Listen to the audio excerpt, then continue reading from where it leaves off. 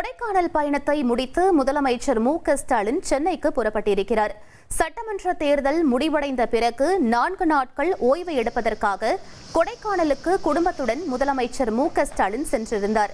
இந்நிலையில் பயணத்தை முடித்து சென்னைக்கு முதலமைச்சர் புறப்பட்டிருக்கிறார். சாலை மார்க்கமாக மதுரை செல்லும் அவர் மதுரையிலிருந்து விமானம் மூலம் சென்னை வருகிறார்.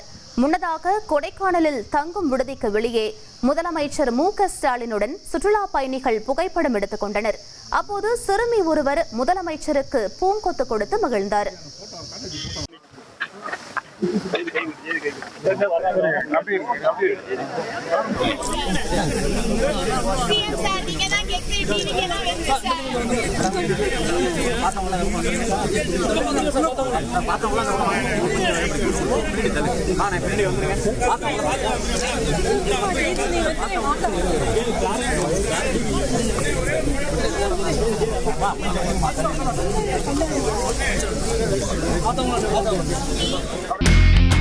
இனி செல்லும் இடமெல்லாம் செய்தி.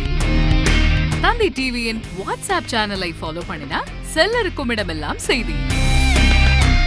இதோ QR கோட் இப்பவே ஸ்கேன் பண்ணுங்க, ஃபாலோ பண்ணுங்க.